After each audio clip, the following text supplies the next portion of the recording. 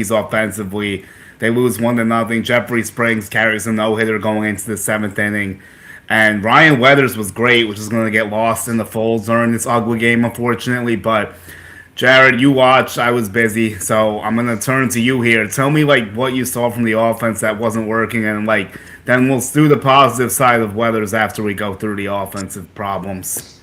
Yeah, I mean, Judge wasn't really on it today. He had a couple weak ground balls in the infield. Bellinger had a couple weak fly balls in the outfield. We Okay. weren't hitting the ball off the screws at all. No really hard contact. But you did say, Ryan Weathers, he looked beautiful. His off speed stuff looked amazing. His fastball, the velo on his fastball kind of dipped as he got further into his start, which is a little concerning. Hello. You know, I think he got down to like 92 on his Really? sinker. Yeah, Oh, yeah, it was maybe pretty significant. that's interesting. You think some of it was by design? You think he just lost some steam? I don't know. I think he just lost some steam. Maybe I What was think he? What was he topping out at? I don't remember, but I remember him Try going to like look really 98. quick. Yeah, check like I'll go on Savant, but but like, yeah, I mean, look, still he goes 8 innings, which is one ties his career high for a start. He gives up 1 run, like 7 hits. He works around some yeah, traffic. He was pretty good, like 7 Ks, I think, right? Right around yep, seven seven. Ks. So very good stuff from Weathers, and he was hitting 97 fours. So yeah, it's a little bit lower for him. So yeah, but nothing like too crazy. But the sinker at 92, it's a little bit rough, I guess. I mean, Weathers had 12 swings and misses. Jeffrey Springs was lights out. The Yankees couldn't touch him. What was he doing so well that like they were all balanced, or did they just not have like a good approach against him? They had a horrible approach. They weren't hitting anything hard. Nothing barreled at all. It I did seemed hear like that. all Yeah. game. But it was a really good approach. He worked in his curveball really well. I saw that to the left-handed batters like Okay. Cody Bellinger. He dropped it in a couple times to start the ABs. And yeah, it was just a horrible game. Horrible offensive game. Like obviously they got no hit until like the seventh inning. Yeah, But and like you go 17 innings without scoring back to last night after the two early runs against Luis Severino. hmm So like you hope they don't carry that to Tampa with them now, obviously. But like and honest, go ahead. and the righty masher that you got in the offseason, Randall Grichuk, had an offer. I mean, it was just horrible all along. I think Jazz probably should have stole during that Randall Grichuk at bat with 1 out, but it Okay. really wouldn't have mattered because he struck out. But yeah, horrible offensive game. It looked like they were the worst offensive team in the league. Like they couldn't do anything. Yeah, that's tough to hear. I mean, honestly, like I just yeah, it's not good. I mean, they're 8-4 still. It's not like the sky's falling, but a rough 2 games. They're still in first in the East, obviously. There's a few other games ongoing that we could touch on later, like what we think maybe. But like, yeah, I mean, the offensive approach, like Caballero still looks lost, so his situation's not great right now. McMahon is an absolute train wreck offensively right now. Nothing's going his way. I don't know how much leeway you're going to give him at this point, but he's going to get a lot because of what he's being paid and like the fact that they're 8-4. Ahmed Rosario could probably play again tomorrow because I think they face another lefty. It's going to be Luis Hill's debut. Is tomorrow McClanahan or someone else? I actually have to look. Tomorrow is Steven Matz, Oh, that's the lefty, so obviously. it's a Yeah, lefty. Yeah. I think they get Shane too, right? In one of the days, Shane is not on Saturday, so maybe he he's could be Sunday. Sunday. I thought he could be. Maybe I'm off. He is Sunday. He Yeah, is because I Sunday. know we pitched recently, so they got two lefties. So I would definitely sit McMahon both times. He needs as much time as possible to go back in the cage and figure out what the hell is going wrong because nothing's really working for him right now. And Also, Goldie, go ahead. Goldie's gonna get the start tomorrow as well. Yeah, I would have played him today, honestly. I don't know why they didn't use him today. Like, I mean, I guess I would have sat Rice actually, even though we got the hit. So it's not a popular take there, but I would have gave Rice today and played Goldie. But maybe they do that tomorrow. So either My way, the one question I had today was why they didn't use him off the bench because they had a lefty-lefty matchup with Austin Wells hitting, and he hits a weak fly ball into left. versus Jeffrey Springs with runners on first and I, second I with did two see that. outs. That was like the biggest spot of the game in essence because the offense Yeah. did nothing. That was the spot. So could you have pinch hit Goldie and then did JC behind the plate to end it? I mean, it was possible. They didn't do it.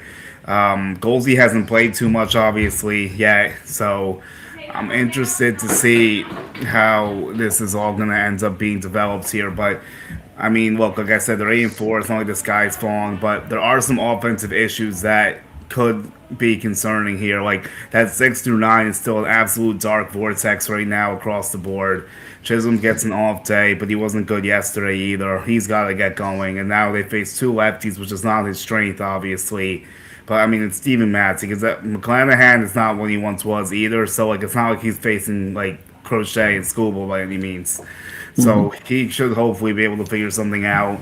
He's got to try to get the bottom of that offense going a little bit. Judge is Judge. He's going to be fine, obviously. Don't worry about him. G is going great. Bellinger's been solid, but you want to see more power probably. He's only has one homer so far. Grisham has not been too good lately. I know they sat him today too. So he's got to get it going, especially after getting that 22 million this offseason. Yeah. Um, and a reason why I'm not really too worried about Jazz is because last year he went off to a horrible start. Through Yeah, through April 20th, he was batting a buck 57 with a 653 OPS, that's and true. He's kind of like a guy that needs the warm weather, especially because he's born in the Bahamas. Like I get it. He doesn't want to be playing in this weather. Today was a little bit better, but he wasn't playing. Like the A's, like Springs did his thing. They get one run. They've been in the series. They get going a little bit. I mean, the A's aren't an awful team. I think they're better than what the record shows so far. But like their pitching is not good, so getting shut down by them 2 days in a row with their pitching is a concern. I would Mhm. say right now.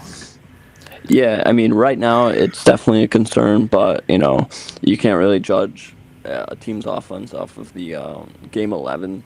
So a lot of players are still getting hot, still getting warm. Judge Yeah, is no, I doing agree with you. himself. He has like a Yeah. 770 OPS right now. And yeah, I mean, Cody Bellinger's been doing his thing. Ben Rice has been doing his thing. I feel like once Judge gets hot, this offense is going to start rebounding off of him. Yeah, and he played really well in the Marlins series. This series wasn't necessarily his series, but um, Tampa Bay is going to be interesting. The Trop is definitely a house of horrors for the Yankees at times, but we'll see how they handle it. They're definitely happy to be back in the building after having to share the Yankees thing last year. So that's what I would say there. Um, so I think it's like the bullpen did their job today. Even Blackburn did well. He only pitched an inning. Now, here's the thing we got to talk about this Luis Hill, Cade Winquest situation.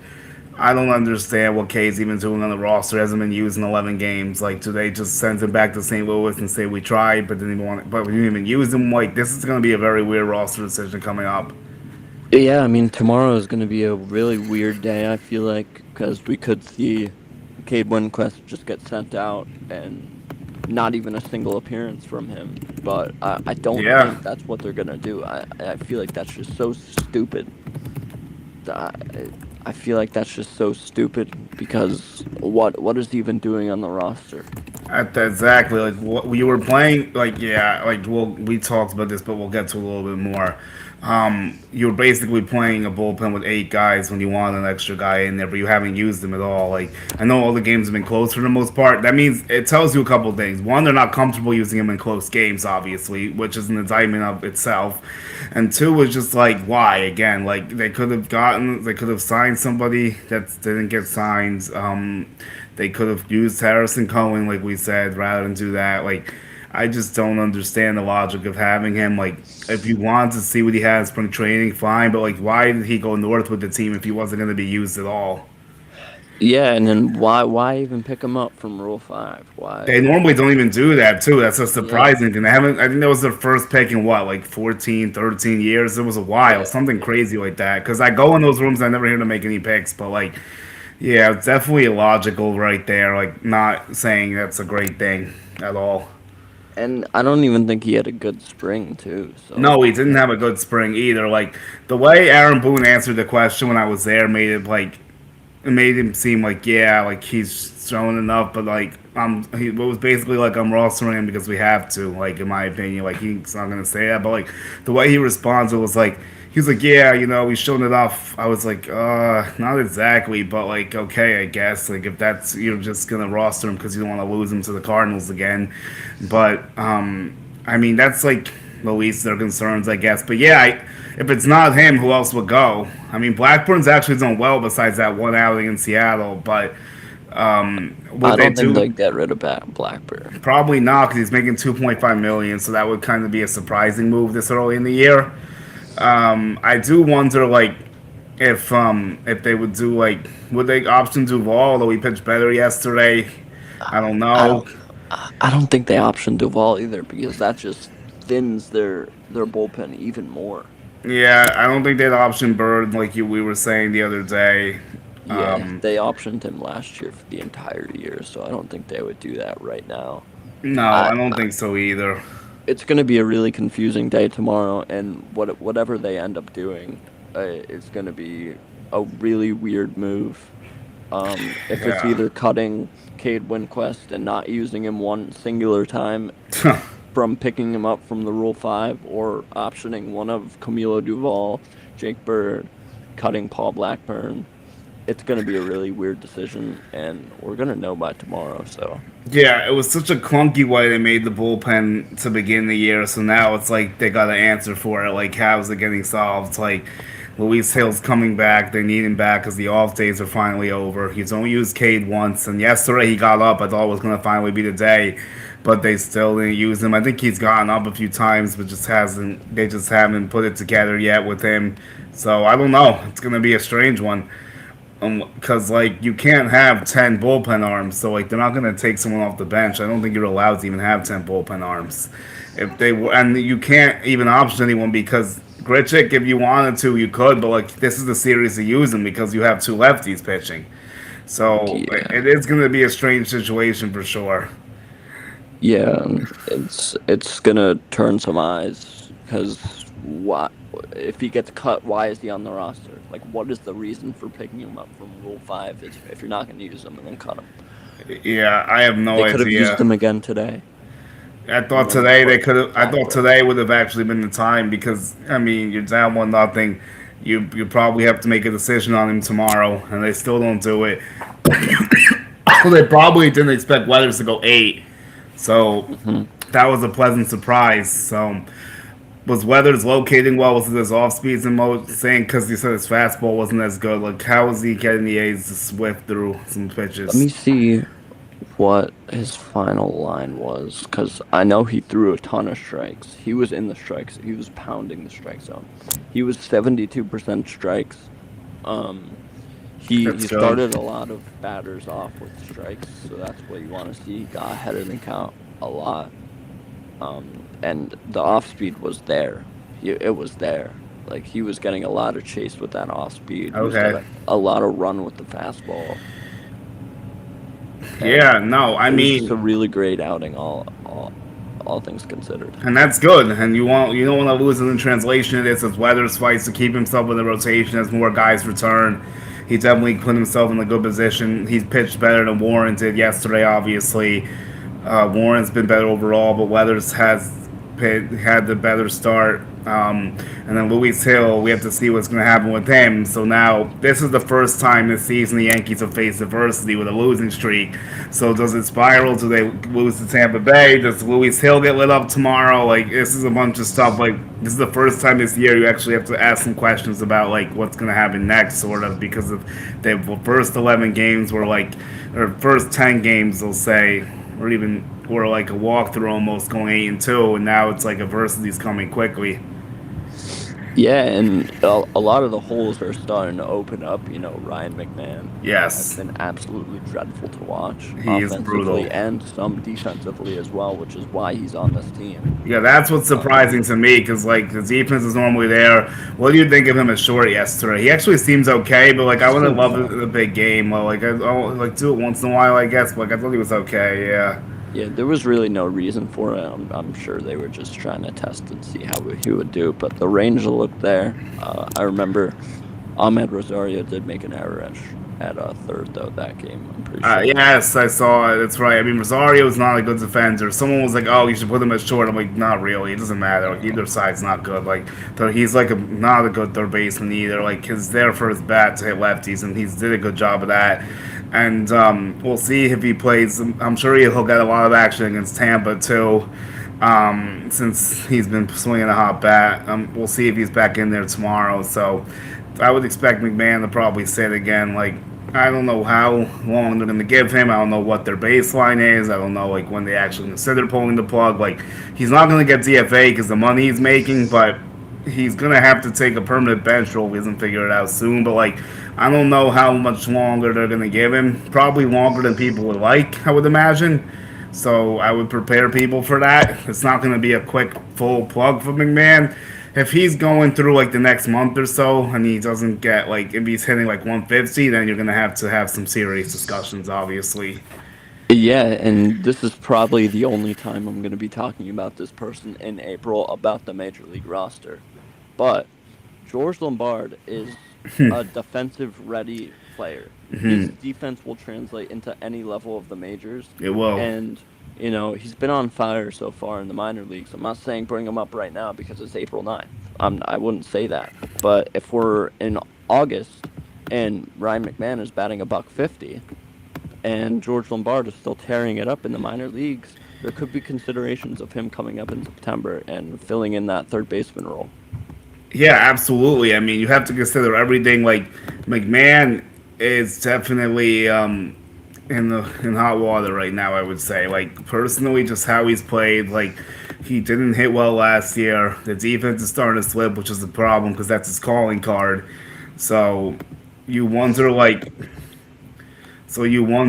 I'm looking at the homer. I don't know why the volume's on my bad there, but sorry about that. So, look, I would say like what do you give it like a month 40, 30 games? Like he's not going to play every day, obviously, at this rate. Rosario's earned some more time based off his hot little stretch for now, and he gets two lefties this weekend. But for George, like I did kind of paint the path last time we were talking, like how it could happen. Like he's got to have a hot few months, and he goes to summers. He goes to Scranton in like May or June, maybe late May or early June. Then like he rips it up like through the All Star break in August, and then like maybe you'll see him in August or September. I think that's like I'm not saying that's gonna happen either, but if he keeps swinging a hot bat, then it's possible. He's very Mm-hmm. mature for his age, like you said, defensively. His composure, like the way he handles himself, like his father taught him how to be a big leaguer when he was like a kid, basically. So he's already knows the environments and everything. And he really likes Stanton, which I find interesting. He's like Stanton's the most professional person I've ever been around. Like how he prepares, and like he really enjoyed learning from G, and saying how he was the Hall of Famer and stuff. So like I think it's going to be an exciting time whenever that time is. I just don't know how soon it is, despite his hot start. Yeah, and I think the Yankees are going to have to start thinking about if and how they are going to reinforce this third baseman spot come the Yeah. deadline. Hmm. Because if you're getting this production out of your third baseman, it's going to need change. However, the weird thing is you have George Lombard coming up in the minors, Yeah. and it kind of fills up your his pathway to the majors. Where is he going to go? Is he going to go to short? Is he going to go to third? Is Volpe going to go to second when George Lombard comes up? Well, no, he can't It's now because Jazz. But like, if you're Oh talking about yeah, down the yeah. I'm line, like, talking about down the line. Like yeah, down the Jazz line, probably won't yeah. be on this team next year. Most well, especially if he keeps playing like this. Although, like you said, it's early and like he'll probably get better. Like he's probably the Yeah. least guy I'm concerned about. Him and Trent, I'm less concerns about than Austin and McMahon, obviously. So those are like the four you're looking at to kind of turn, and Caballero. So there's five players that really aren't hitting right now, and the team's still 8-4. So you can look at it that way. That's positive. You have five guys that aren't swinging well, and they're still double their wins to their losses. That's because their pitching's carried the day. Now, not today or yesterday's fault, but like the pitching's starting to come back down to earth a little bit. We saw some cracks in the bullpen, some starts that weren't like too great. But the last two games were on the offense. They couldn't hit anything. Like they pitched well enough to win both games, obviously, especially today. So those offensive flaws you mentioned are starting to get exposed now. because you're not going to get shutouts every day from the pitching staff. Obviously, there's what 3 or 4 shutouts already. Like I think the Yeah. Giants got blanked twice, the Mariners got blanked, and maybe 3 total. Yeah, three Okay, so KK. 3 shutouts, yeah, which is a high amount for 11 or 12 games, obviously. Yeah. So that's not going to stay persistent, clearly. Yeah, I mean, we saw Max Fried kind of get hit up by the Marlins, and then we saw Ken Yeah, Schlittler not look his best against the Athletics. yeah, because they were both due to come back on the earth. That's the thing. Yeah, but we know they're both really good pitchers, and if you Yes, get some offense behind them, you're gonna have a good chance at winning that game. I agree with you That's the 100%. beauty of our rotation this year. We have four probably all-star caliber starting pitchers that will be on our rotation. We just need an offense that can comply with them. We Yeah, need last year's offense. Last year's offense was the best offense in baseball for a reason. We we could go hitless for the first 4 innings last year and then score 8 runs in the fifth inning. That yeah. was our offense last year. We exploded in 1 inning last year. Exactly. That's what they did. And you're not seeing that as much this year. Even the games they won were kind of low scoring, to your point. Like, they did have 2 higher scoring games against the Marlins. Even the 7-6 loss, they put up a few runs. It just didn't really work out. So I think it's very interesting to see how they're going to go through this. Now, you mentioned the third base problem, and here's the solution that we also mentioned. How long do you go until you give Oswaldo a look for a little while to see if he can help fill the void I, there I a mean, little I would bit? love Oswaldo to come up. I've always loved Oswaldo as a player. I think he's obviously he's not a superstar of the team, but he's a guy that can bat 260. Ryan McMahon can't bat 260. I don't think. Ahmed Rosario, I don't think can bat 260 either if he's starting. I think Probably not. I think Ahmed Rosario is a great left-handed platoon bat. I mean, right-handed versus lefty bat, but I think Oswaldo can fill in that void. But I don't think that'll happen because then what happens with McMahon?